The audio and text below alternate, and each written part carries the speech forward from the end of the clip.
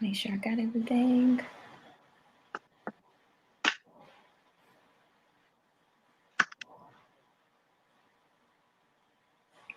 Okay, since we tend to go over every week, I guess I'll go ahead and get started. Thank you guys. Hopefully, you'll join us shortly. Thank you for joining us for another edition. I don't even know which number this is of, Girl, of our Faith First Quarantine Bible Study or Bible Chat or Fireside Chat or whatever you want to call it. I'm Ashay and this is Tori and we co-host Faith First together. So we're excited to be joining you for another week. yes. This month, for the month of August, we're talking about sacrifice in lots of different ways, but we typically are finding biblical text that maybe resonates with us and stories that we can learn from and kind of pull out the reasons behind sacrifice, why there's importance in sacrifice and just glean some learnings from it. So before we get started, I know last week, Tori, we had a shortened a shortened Bible study thanks to my internet. One of these days will be good enough and popular enough to get sponsored. But this week we went old school, so I'm not even on Wi-Fi. We plugged it right into the You wall plugged in? on the Oh, yes, girl, the you ain't Ethernet playing. cord. You So ain't playing. we had to do it. We had to do. So hopefully we won't have any technical difficulties. But because of that, I don't even know if it's really worth going back and rehashing last week, unless you want to talk about maybe a few points about sacrifice in general. I don't know. It's up to I you. mean, no, I feel like you hit everything. But essentially, it was just using Jesus as the example, right? Who we talked about laying down his life and doing so voluntarily, and that's Yeah. what sacrifice is. It's not something that it's voluntarily. It's something you have to choose to do and to do it consistently and to be faithful while doing it, right? And not losing focus by doing it and not looking for that instant gratification. It kind of sums up the entire thing from last week. It's just following Jesus's example of sacrifice. Yes. Yes. So that leads us to this week. And we will actually meet Jesus again this week. We'll talk about Jesus a little bit more this week. And our text is Luke, if you're following along, it's Luke chapter 5. And for the purposes of our study, we focused on verses 4 and 5. But as always, I would encourage you, just to go back and to read the entire chapter, Yeah.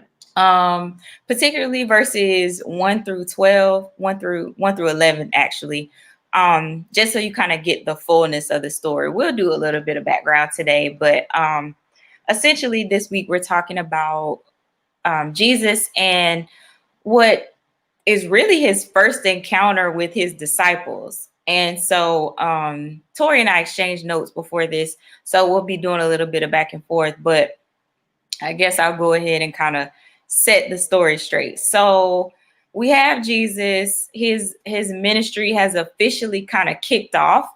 People are learning who he is, they know who he is, they recognize him as the savior, the Messiah, rabbi. They know him to be a teacher. And so in this Luke chapter 5, what we find is Jesus is coming from a preaching encounter, or better yet, he's in the middle of preaching by the water, um, preaching beside the Sea of Galilee, in fact. And so um, I envision, so this is me using my holy imagination. Paint the picture. Right. I got to paint the picture. So, I'm thinking about Jesus being outside at the beach and, Okay. it's crowded. Think about, I know y'all got Tybee Island on that coast. You got Myrtle Beach on that coast. Here we have Santa Monica. We have Redondo Beach. We have Manhattan Beach. Think about the Oh, beach. It's 4th of July. It's hot. Everybody's trying to be by the water. But what ends up happening is that Jesus is there. So he's teaching. And the crowds, instead of him having a platform, the crowds are kind of pushing him closer and closer to the water. And so what Jesus does is he notices that there are two empty boats out kind of within walking distance, waiting, at the shore. And so he's like, you know what? Why don't I just use one of these? And so what Jesus does is he goes and he gets on the boat. The funny thing about it is the lucky person whose boat Jesus climbs on is Simon Peter. Interestingly enough, I was having a brief conversation with Tori and another one of our friends about the Peter spirit, which we'll talk about another time. But I just love the fact that Jesus climbed on this boat and essentially asks, Peter for permission to really kind of come aboard his boat, and then asked Peter to even push it out into the water. And so again, we have this very crowded waterway, beach area, and Jesus is in the midst of a lesson. So it's like it's hard to even picture maybe how this went down. But, I think about it, if it were a famous person and you saw this famous person at the beach and everybody's like, hey, can I get an autograph? Hey, can you do this for me? Hey, let me take a selfie. Can you call my mom and tell her happy birthday? All those things. And he's like, I got to find an escape route. And so Jesus climbs on this boat with Peter, and Peter pushes it off a little ways. And then Jesus continues on with his teaching. Now, in this particular text, we don't really know what Jesus is preaching about. But after Jesus finishes this talk, we land on verse 4. And so it essentially says, I'm reading from the New Living Translation. If you're still catching up with us, we're in Luke chapter 5, verse 4.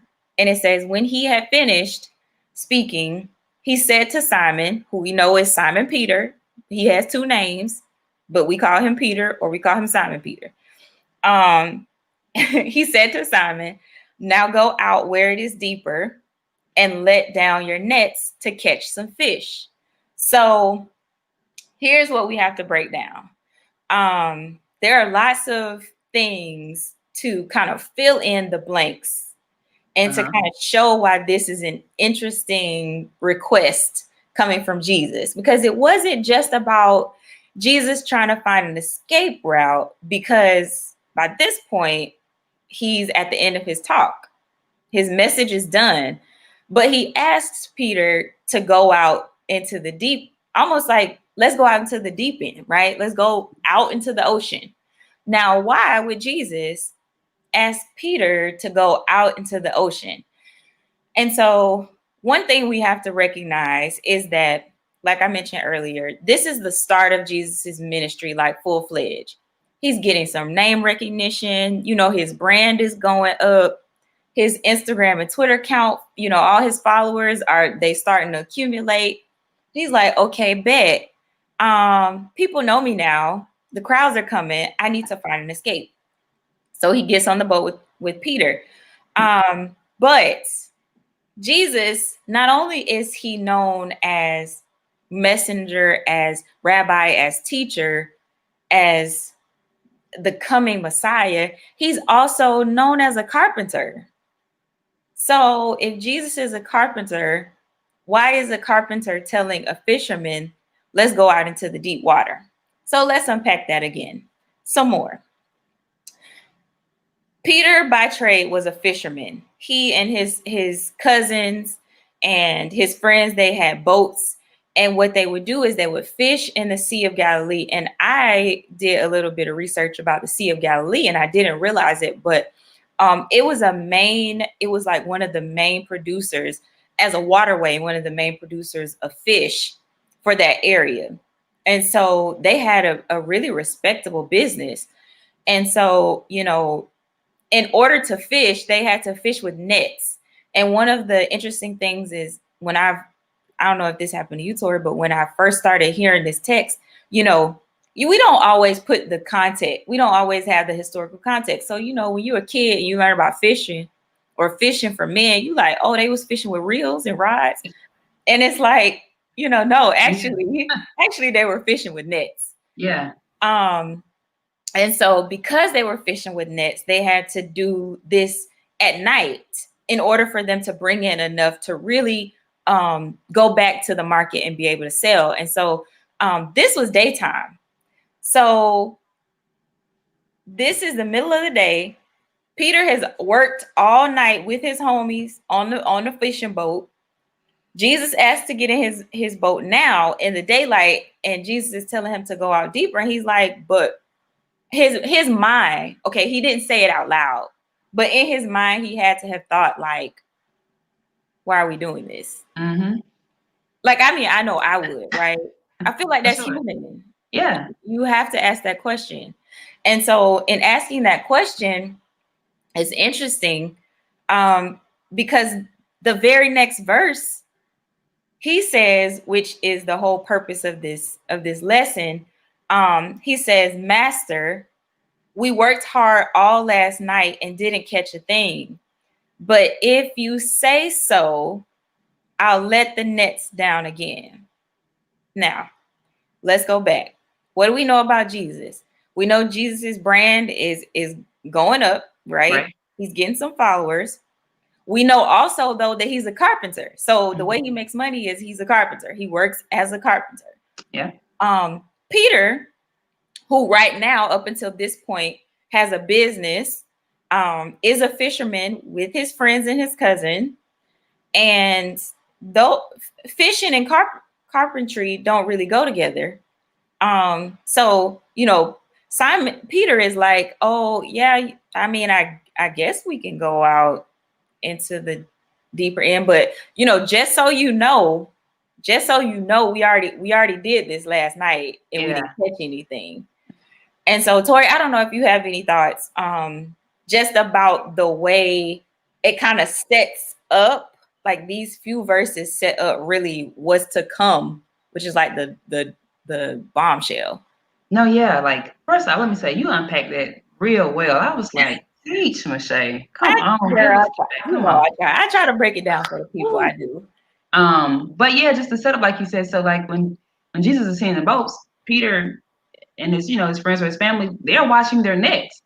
They're I think I see it as in this sense. A lot of times when God comes to us, we're watching our nets. We're at the point of like, I've done all I can do. Right? It's like, I don't call it giving up, but that's what it is, right? Yeah. Ain't nothing I can do. I've done all I can do. So coming into that, seeing that Jesus caught me at the point, like, yeah, we done for today. This is it, right? And then the approach, and then just the obedience, right, of Peter, right? To be like, it's like somebody coming along, like, okay, Michelle, let me hold your car real quick. I'm just, just gonna go over a little bit, just let me hold your car a little bit. It's like, what? So to allow him to even get in this boat to be in the shallow part, but to even to go like a step further, and like, all right, now we're finna go deep.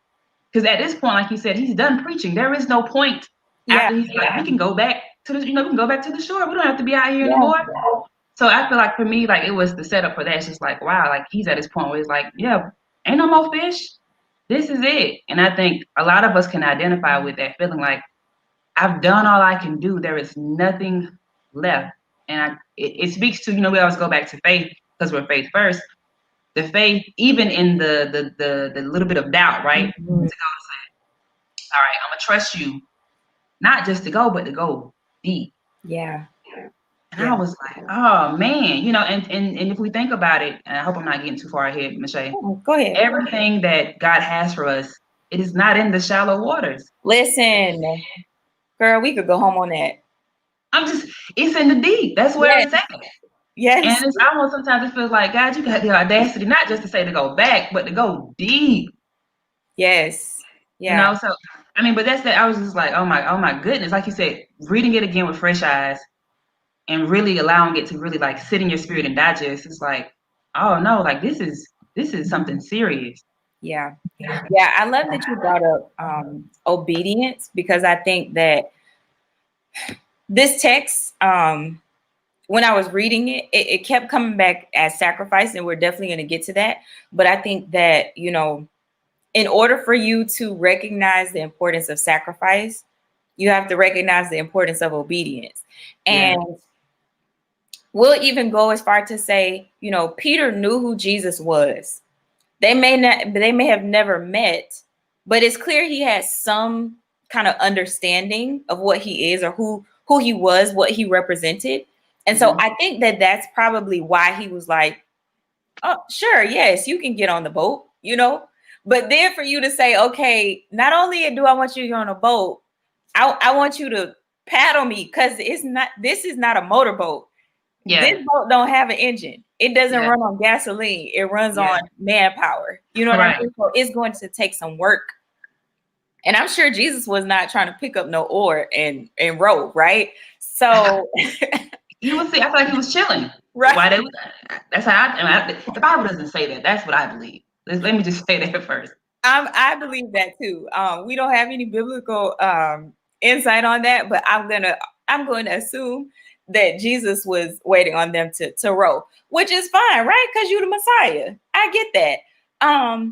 But so Peter, had to have understood how important it was, how honorable and admirable it was for Jesus to want to step onto his boat.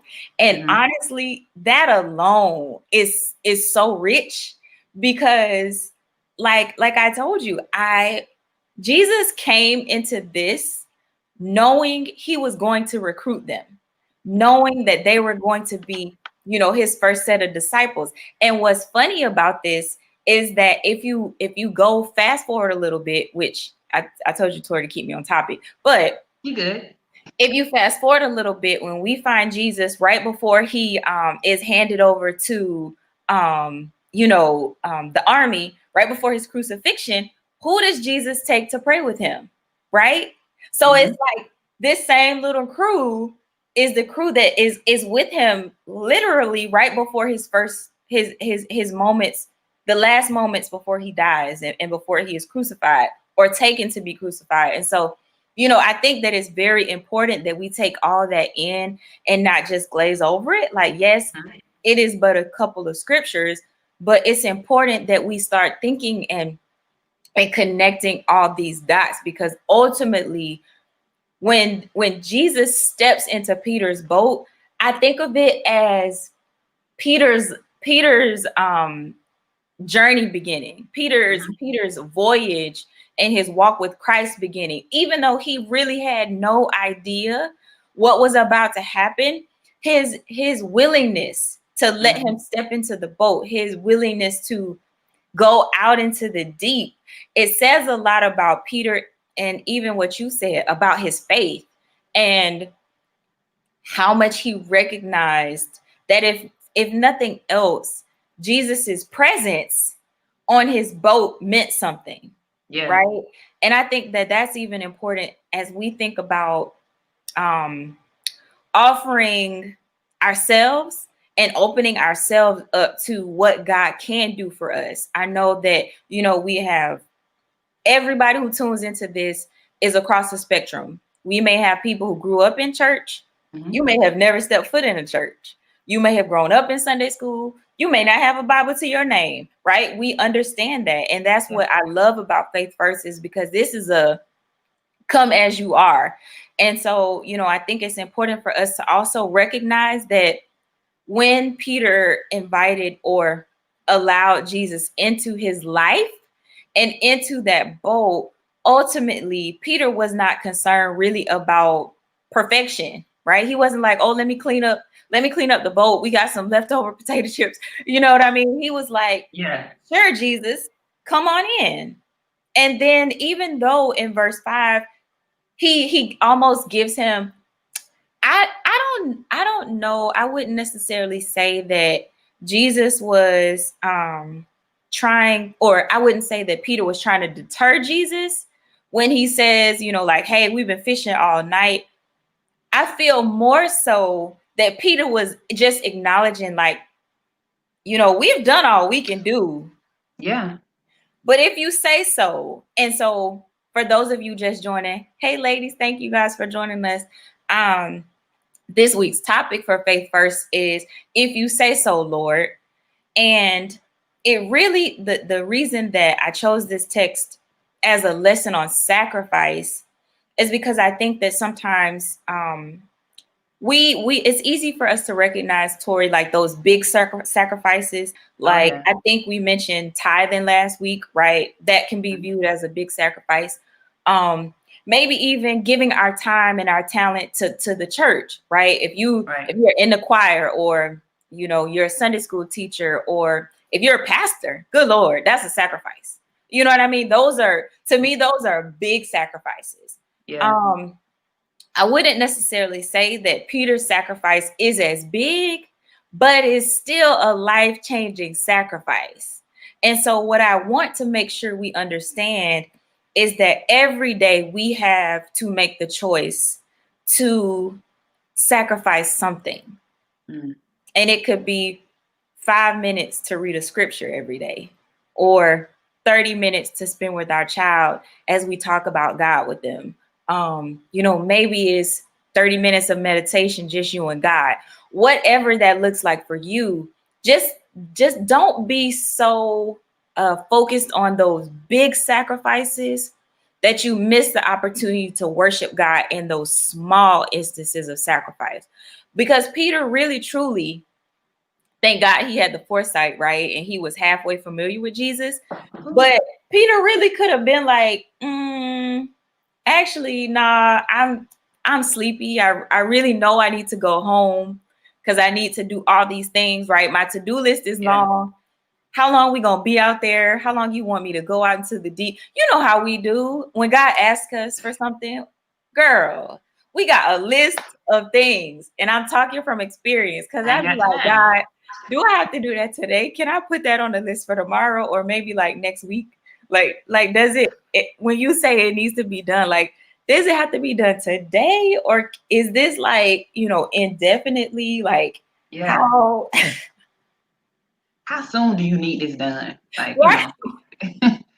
No, I like Michelle, like I can identify with all of that. And I like what you said when you said Peter had to allow him, right? And that's going back, it's voluntary. Yeah. We have to allow God into our lives first and foremost, right? And going back to sacrifices, is God is not a God that pushes things on us, right? And so he's gonna let you choose. Yeah. But think about what Peter would have left on the table, so to speak. Girl. Right? Had he said, nah, I'm pretty sure I'm an expert at this. I know what I'm talking about because this is what I do for a living. Yes. But we serve a God that defies the norm all the time. Something that sticks that you said is about him breaking the system. He does that all the time. That's what he specializes in, right? Yes. But what we'll do is we'll try to like, okay, conceptualize it like it has to make sense to us. And a lot of times, and we said this last week, when we're sacrificing, it doesn't always make sense to us. I'm sure people were watching them, and probably some of his friends or homeboys was like, man, we already did this. Like, what? This is stupid. And we're finna go out here further. We don't work all night. But Peter had the faith, the audacity to allow Jesus onto his boat, right? And then to trust him to be like, all right, I'm gonna tell you, like, this is what I know. And I think that's like the beautiful part. I tell people, like, when we're praying and we're talking to God, it's a conversation. So I tell God, God, I don't see it. I'm gonna be real with you. I don't see it. I'm gonna trust you anyway. Yeah. Right. Yeah. And that's what a lot of times just our sacrifices is. I don't even see where this is going, where these 5 minutes a day and read my word is going. Child. But I'm gonna trust that you're gonna take these 5 minutes and it's gonna shift something in my life this week. You know what I'm saying? Like, God always goes against the norm. He does. We put him in that box. We talk about that box all the time when we go, and we think a lot of times that we know because that's what my dad told me. That's what my mama told me. This is the way they said it has to go. I tried it that way. It didn't work. So we give up. Yeah. But then Jesus often challenges us. He said, you know what? I know your way didn't work, but I want you to go back and I want you to go deeper. I know you felt like you looked stupid last time. Oh, you finna look foolish. You finna look foolish this time, right? But it is a challenge, mostly of our ego, I think, a lot of times. Yes. It's an ego check. Like, I'm not finna be out here looking stupid for nobody, right? I mean, y'all not finna play me. Y'all ain't finna walk all over me. And he's like, yeah, go deeper. Listen, God will humble you so quick. And it's funny that you mentioned ego because that is what, to me, that's what was sacrificed the most. Even though I'm sure Peter, sacrificed some time and all of the other, men who were on the boat, who really, like we said, had to manhandle this boat because it doesn't have a motor. Like, you have to row, right? It's a rowboat. And not only rowboat, when they row out to the deep, they have to push these nets out. And these are heavy nets. It's not like, tossing, I don't know, it's not like tossing lines out into the water. No, this is nets, right? Heavy. With weights around them. Like, this is an undertaking. This is strenuous work. So this wasn't like an easy ask, but like you said, Peter was humble enough to recognize that he needed to do this. One, because it was Jesus. And like we said, he had to have been somewhat familiar with what Jesus was or represented. And not only that, it really is like, okay, you've done all you can do, but why not do what Jesus is asking you to do, right? And I think that that's something that we struggle with as believers. We feel like, well, I fasted, I prayed, I read, I asked my pastor, I've done all I can do. Lord, what do you want me to do now? And God, like, well, I've been here the whole time. Why didn't you ask me first? And I'm saying that again from experience, is that we will go to everybody else except God. And then, like, when he shows out, it's like, oh, well, I should have did that the first time. Nah, you know what I mean? Yeah. But Peter really humbled himself enough to sacrifice his ego. And even I think about, you mentioned like, well, my mom and my dad said this, but even thinking about your profession, right? Thinking about what you do for a living, what you've gone to school for, or what you've studied, all of the things that we've learned via society to acquire, right? We acquire this knowledge. And it's like you hold on to that knowledge. You like, if I don't know nothing else, I know about this particular topic, right? And Peter easily could have said that. And he honestly this could have, like you said, ended differently, but it also could have been a battle of who knows best. And so the reason I brought up Jesus being the carpenter is because from a discipline standpoint, Jesus probably didn't know anything about fishing per se. Yeah. But the fact that Peter recognized that he might have a better way says so much, because oftentimes we think we only know the way, or, I need to have a certain skill set to be able to tell you the right way, or, well, you never been through that. You don't know how this is supposed to go. And then we miss out on our own blessings. But Peter was like, you know what? Let's do it. Let's go out. If you say so, Lord, and if you don't get anything else from this week or this study or this lesson, just always be flexible when it comes to your faith, and always be flexible when it comes to something that God tells you to do. Because what you're thinking God is going to tell you to do, oftentimes is not what he tells you to do. Honestly, almost every single time that God has blessed me real good, it's been like, because I went out into the deep and I did something completely opposite of what I thought I should do, right? So I'm doing it this way, and God is like, let's go another way. And it always brings us back to, why are we even in relationship with God, right? Why are we even called? Why do we believe that we are called? Our purpose on this earth is so that God can get glory through our lives. Through our stories, through the word of our testimony. And so he can't be predictable in that.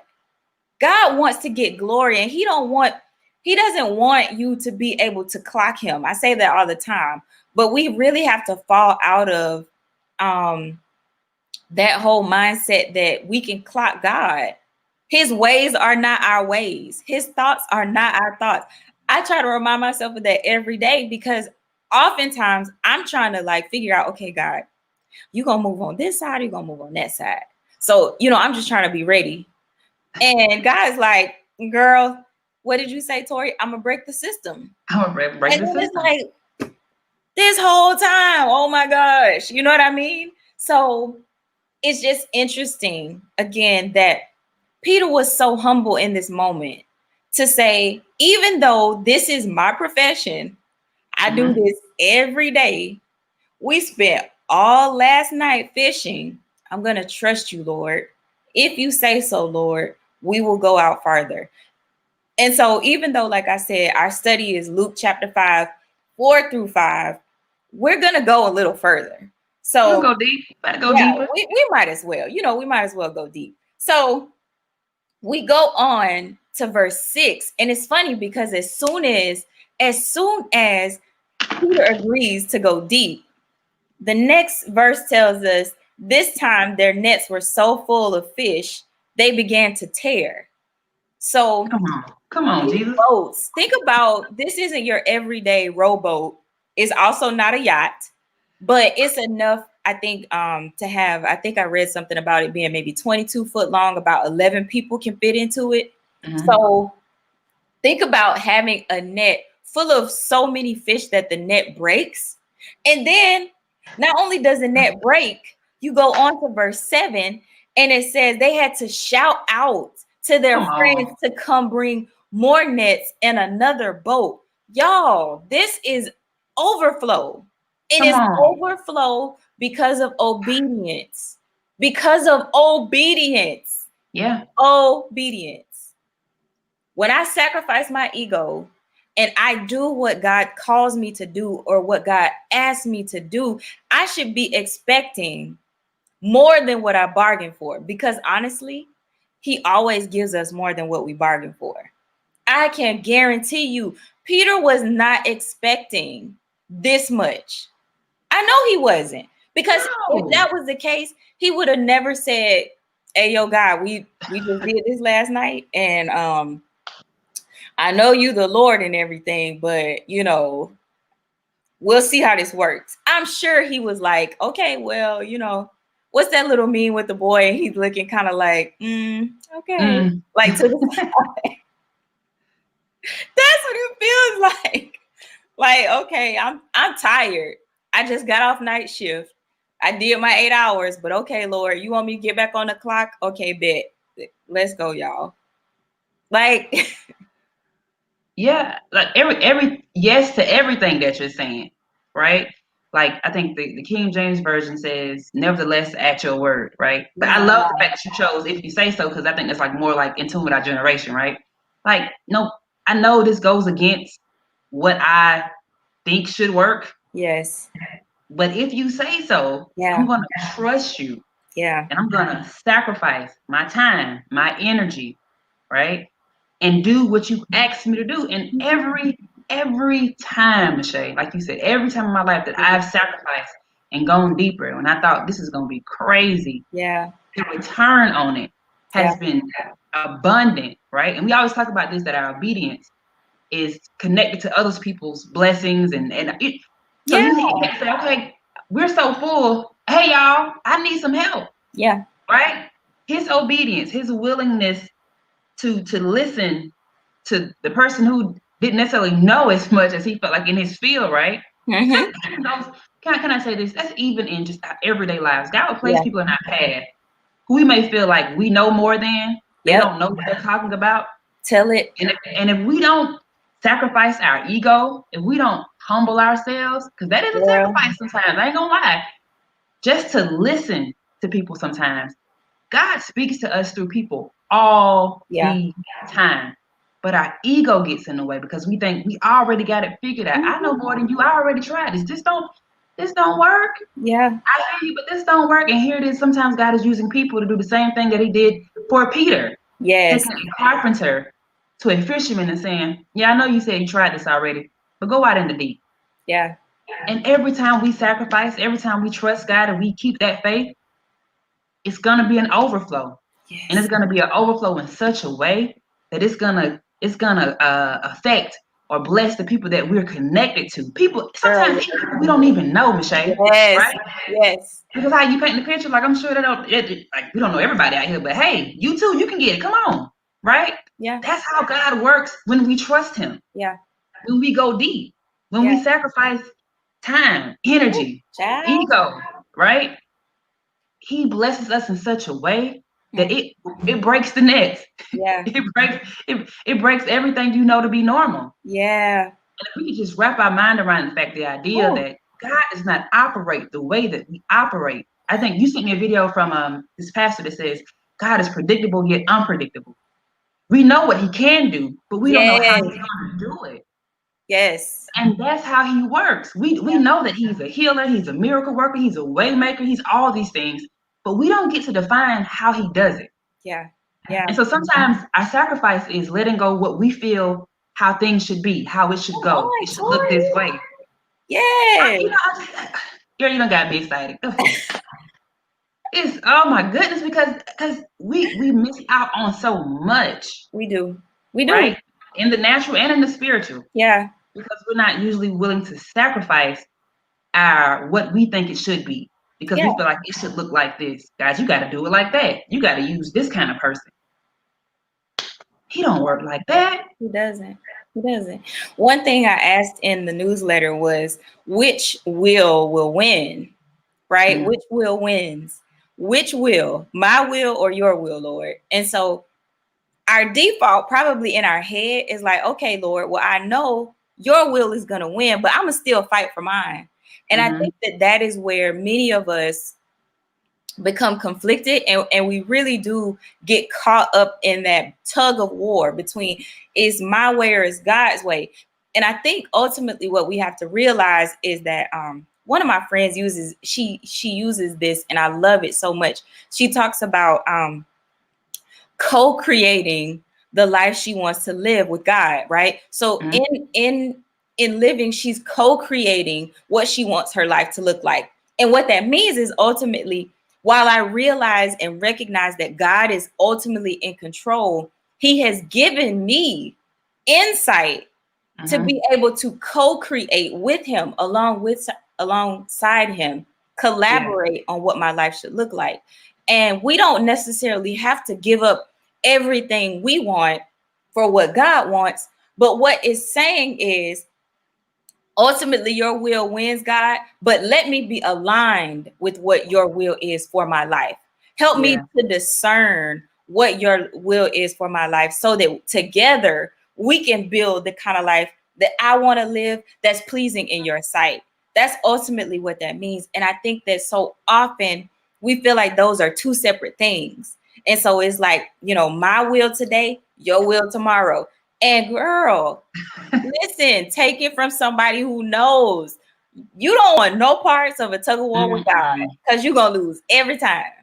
He's going to drag you right on across. I don't know if you went to Burke County, I'm sure a lot of people in here did, but y'all remember field day, and we had to play tug of war, and it was they had the little bar in the middle, and it was like, once somebody's feet from the other side comes across that line, your team lost. And listen, God will drag you all the way across, not because he's trying to hurt you, because he like, I told you so. And so what I love about this text is that Peter didn't put up a fight about it. He just said, okay, if you say so, Lord. And I would encourage you, if you are in a circumstance right now where, I don't know, maybe you're asking God for something, or you're seeking God on something, and you feel like he's not answering you, it could be because he's calling you out further, and he wants you to say, if you say so, Lord. But you can't go deeper until you recognize and acknowledge God and say, if you say so, Lord. If you say so, Lord. And I know, Tori, because I'm talking to myself too, but I just feel so strongly that many of us get stuck at the shore. And Peter, let's think about what we know now about Peter, right? Peter was washing his nets. He and his homeboys was about to go home because they couldn't catch no fish overnight. Yeah. But then Jesus strolls up with this crowd and is like, hey, let me pop up on your boat, so I can speak to the people. And after, they probably were like, okay, now we can get back to washing these nets. And Jesus was like, actually, I'm just kidding. Let's go out a little bit deeper. Like, it's the middle of the day. Who trying to be on a joyride and we got to row this boat, Jesus? What do you mean? But Jesus is like, let's go deeper.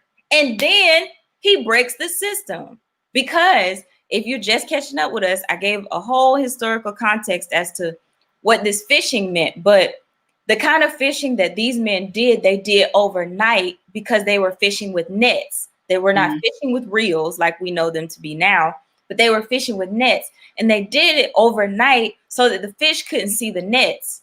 And they would essentially not need bait or hooks or anything like that. So the fact that they had worked all night and had not caught anything is quite interesting, because Jesus finds them in the middle of the day. Think about, if you know anything about fishing, Lord knows my daddy is a professional master fisherman in his mind. Hey, Daddy, if you watching, but he has taught me enough about fish. And one thing you don't do is you don't go fishing in the middle of the day, especially on a hot summer day when the sun is straight up in the air. The fish are not trying to check for your bait, child. They trying to catch some shade. And so, these fish, I'm assuming, were probably the same way. They like, yeah, we're not swimming out there in the heat. We'll catch y'all after the sunset. But the fact that Jesus calls them to the deep in the middle of the day, breaking the system, and then gives them so many fish that it breaks the net. Y'all, listen, if nothing else, get this. God can bless you in the middle of a pandemic. Because I feel like people still need to hear that. God can bless you in the middle of a pandemic. He can bless your business in the middle of a pandemic. He can bless your household, your finances, whatever it is that you're seeking. He can bless you in the middle of drought, in the middle of a dry space, in the middle of a season where you don't feel like you can prosper. He can do it. That's what he does. He's not predictable, but he is predictable, right? So we know he's going to come through, but it's really more so about how and when. And honestly, I would tell you not to worry about the when. Just know that he will. Just know that he will. And he does. But you have to be willing to say, if you say so, Lord, and go when he calls you deeper. That's the prerequisite, right? So if you had to take two prereqs, the first one would be you got to come off the shore. Come on. And let him onto the boat into your life. The second one would be when he calls you deeper, you got to go deeper. When he's calling you into relationship, when he's calling you into ministry, when he's calling you into whatever he's calling you into, you cannot be afraid of disappointment. And honestly, that's probably, now that I think about it and I say that, that's probably what Peter was saying, right? Because he was like, well, we worked all night, Lord. What other fish could really be in there? Especially now with the sun up. We don't want to do all this work to be disappointed. Could that be yours? Is that why you haven't started on that business or that assignment or that thing? I don't know where any of this is coming from because I am talking to myself. Go ahead. Listen, I'm Cash App you when it's over with because this is for me. Okay, Holy Spirit. All right. Well, since you want me to continue, wow. Okay. Y'all, I don't know who this is for. Maybe it's for me, but I'm just saying, if God is calling you deeper, just go. Do whatever you got to do. Whatever you got to clear off your schedule, whoever you got to clear out of your life, do what you got to do so that God can fill your boat, so that God can fill your net. Because right now, he's not going to do it. And you can't even get out into the deep water because you got people on your boat that's not supposed to be there. So that's what I'm going to say right now for that. Whoever that is for, please get it. I'm finna get up. I can move on. I'm finna get up. If you say so, Lord. If you say so, Lord. If you say so. Even when I know in my mind this does not make sense, I still have to do it. I'm still called to it. I'm still called to it. God, I'm trusting. If I go out and I get out into the deep, that you're going to fill this net because I ain't do all this work for nothing. I did not work all night for you to call me out into the deep and you to send me back to shore with an empty boat. I did not do that, God. And I know you would not call me out into the deep if you did not mean for me to be here. If you did not have something for me out there. So trust and know that if God calls you to it, he gonna fill up your boat, honey. And he's not just gonna fill up your boat. He gonna fill up your mama boat. He gonna fill up your brother boat. He Your gonna fill cousin your now. daddy boat, your cousin boat, your whole friend's boat, your group chat boat gonna be filled. I mean, that's what he does, right? Pressed down, shaken together, Run it running over. over still. That's what he does. Thank you, Lord. Wow. Michelle, Wow. what are you doing? I don't know. Listen. While you were talking, something came to mind. Is it wasn't supposed to work, right? So when Peter was originally fishing and they couldn't catch a thing, they were not supposed to. And I know a lot of times we look at things in our lives that fail, things that we have to walk away from or leave, but it wasn't supposed to work. It wasn't. Because the return, the way God is gonna bless you this time around, Man. the way He's gonna fill your boat, it wasn't supposed to work. And I think sometimes we beat ourselves up, right? When we do all that we know to do, like God, I'm paying my tithes, I'm doing this, I'm sacrificing over here, and it's like, or there's this great business venture, or there's something, and it does not work. Sometimes it's relationships, and it does not work. But whoever needs to hear this, it wasn't supposed to work. And because it did not work, the way that God is going to fill your boat, the way He's going to shift your life, it was not supposed to work. And that's for me. Yeah. And I ain't no crying, but you got to make me cry because I can identify with, Lord, why didn't this work? Yeah. Right? There are people, I went to school for this. Why isn't this working? Yeah. Right? I know this is I'm really good at this. Why isn't this working, God? This is what Peter did for a living, Michelle. But it didn't work. But here's the catch. It wasn't supposed to. Right. It wasn't supposed to. Right. I was like, Lord, that's for me. That's for me. Child, that's for everybody. That's for everybody on here. That's for everybody. Like, for real, because if you think about it, man, I'm so glad that you said that, because you're absolutely right. If the night before they had caught the fish they needed, honestly, they probably wouldn't have even been at the shore in a place where Jesus could meet them, because they would have already gone to the market. So that's another thing that's important to understand, is that, Jesus, when Jesus meets these men, they're not just out there riding on this boat, y'all, to have fun, right? It's not just like for recreation. This is their livelihood. They go fishing daily so that they can go back to the market and sell these fish. So the fact that they didn't find any the night before means that they were probably going to be in a deficit for the next day. So they were probably going to have double anyway. Yeah. And the fact that they didn't catch any the night before, Jesus strolls onto the scene so cavalier and casually, as he always does, hops onto the boat, tells them to go out deeper, and then they get double, triple, quadruple for their trouble. Says that not only will God bless you overwhelmingly, but He'll restore everything that you feel like you lost before.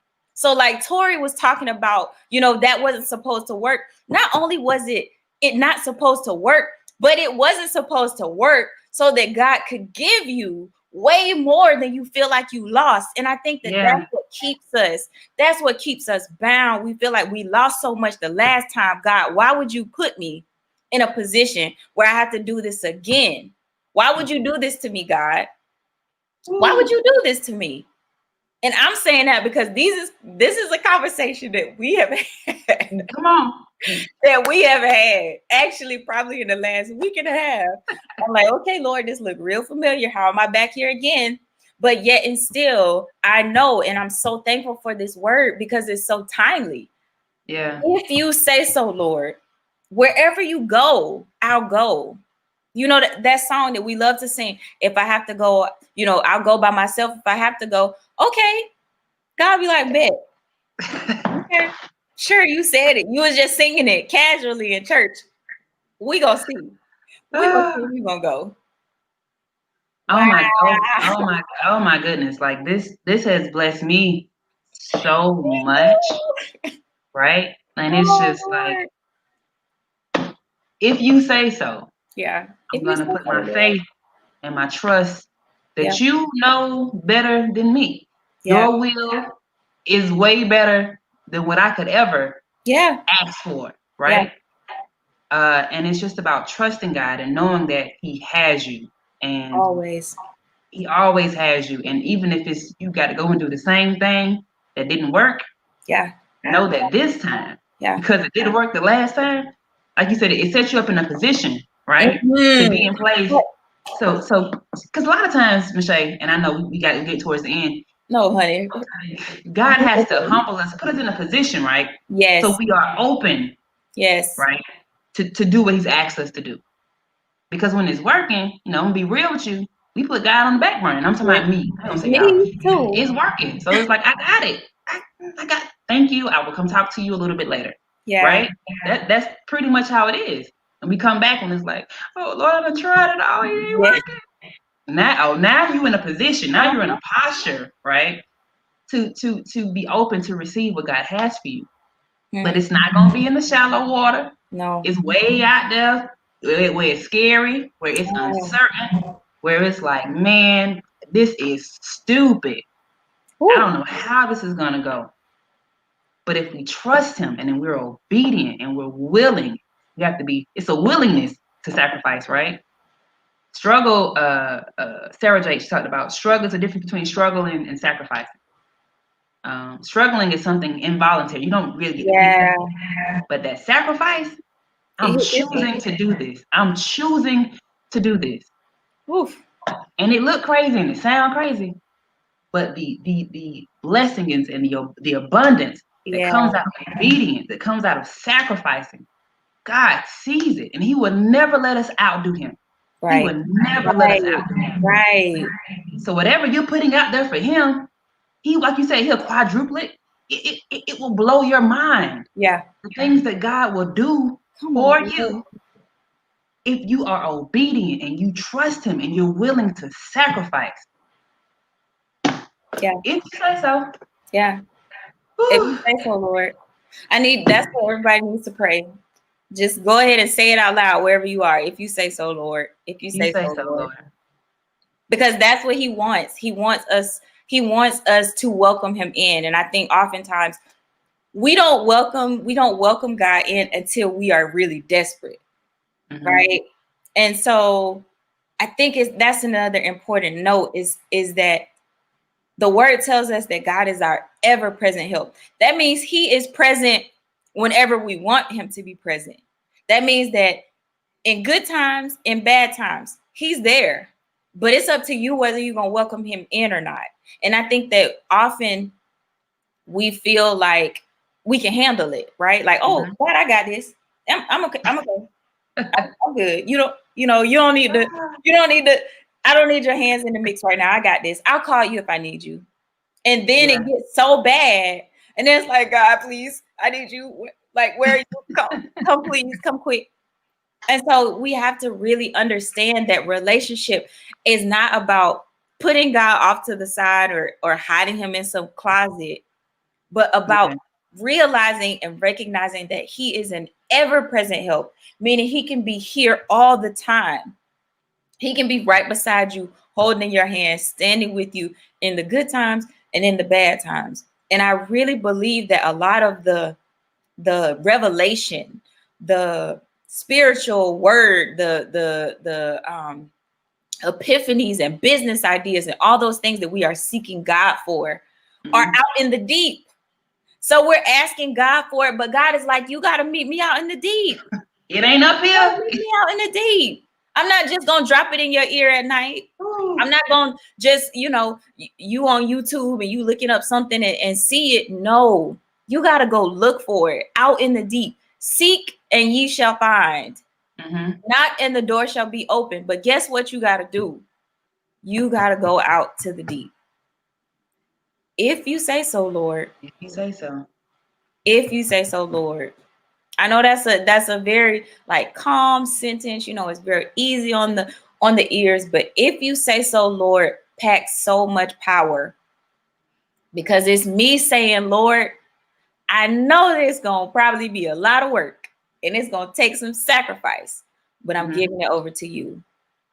And who better to have the world and your future, your destiny in his hand than the Lord, the living Lord, the Alpha and Omega, the author and finisher of our faith. Who better to hold your destiny, your future, your success in his hand than him? If you say so, Lord. If you say so. Okay, so if all hearts and minds are clear. Y'all cash up, Michelle. We gonna get a Venmo or some type of account set up here, because I'm talking about these niggas you be dropping, sis. I gotta go home and just digest all of this. I think I might have to play this one back just so I'm gonna have to play it back. Just so I get it. Cause If you say so. If you say so, Lord. Thank you, Holy Spirit, for joining us tonight. And thank you guys for joining us. We love y'all. We really do. I don't know.